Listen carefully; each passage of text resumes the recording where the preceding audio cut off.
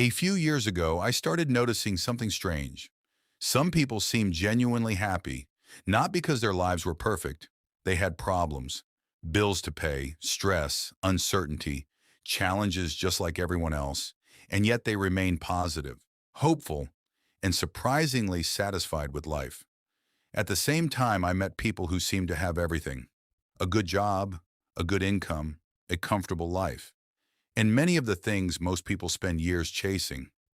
Yet they were often dissatisfied, restless, always waiting for something more. That observation led me to a question: does success create happiness? Or could the relationship work the other way around? Because most of us grow up believing the same story. First, I'll become successful. Then I'll be happy. But psychology tells a different story. Research has linked happiness to stronger marriages, deeper friendships, higher income, better work performance, and better physical health. Some studies even suggest that happiness and frequent positive emotions may help reduce the risk of dementia by lowering chronic stress. So this raises an important question. What exactly is happiness? You probably know it when you feel it. But is it simply a feeling, a mindset, a life well lived, or something much deeper? According to psychology, happiness is more than a moment of pleasure.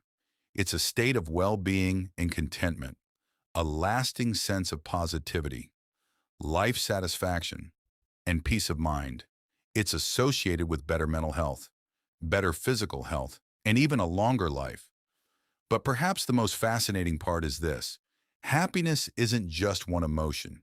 It's an entire family of positive experiences: contentment, peace, pleasure, excitement, relief, joy, and countless shades in between. More than 2,000 years ago, Aristotle proposed two different paths to happiness. The first is called Hedonia. This is the kind of happiness most of us recognize immediately. It's the happiness of pleasure, enjoyment, comfort, feeling good in the moment, eating your favorite meal, taking a vacation, laughing with friends, and enjoying life's pleasures. But Aristotle believed there was another kind of happiness, one that runs much deeper. It's called eudaimonia. And instead of asking, what feels good right now? It asks, what makes life meaningful? Eudaimonic happiness comes from living according to your values, growing as a person, contributing to something larger than yourself, and becoming the person you're capable of becoming. These two ideas help explain why happiness is far more complex than simply feeling good. And here's where things become even more interesting. The sources of happiness change throughout life.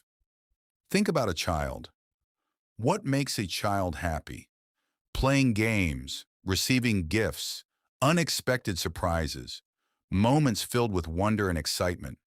As children become teenagers, new sources of happiness begin to appear: favorite foods, greater independence, and the freedom to make their own choices. During childhood and adolescence, happiness is often closely connected to pleasure and positive experiences.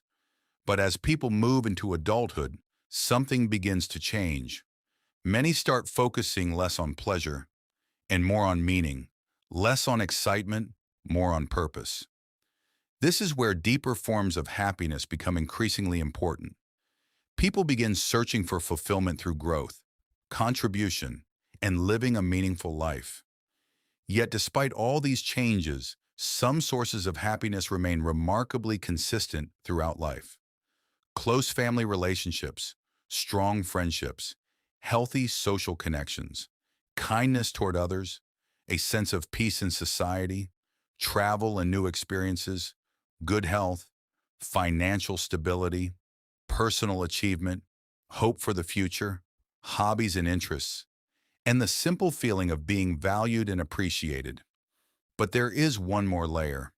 As people move through adulthood and later life, many discover happiness in something beyond achievement: spirituality, a sense of meaning and purpose, belief in something greater than themselves, gratitude, connection with nature, and the feeling that life is part of something larger than our individual existence. And when psychologists look across all of these different sources of happiness, a powerful pattern emerges. Happiness isn't a destination. It's not something waiting for you after the next promotion, the next purchase, or the next milestone. It's a combination of pleasure and purpose, moments and meaning, joy and growth. And perhaps the biggest misconception of all is believing that happiness comes after success, because the evidence suggests that happiness may actually help create the success we're all chasing. So maybe the better question isn't, how can I become successful and then be happy? Maybe it's this: what can I do today to build a happier life? Because that answer might change everything.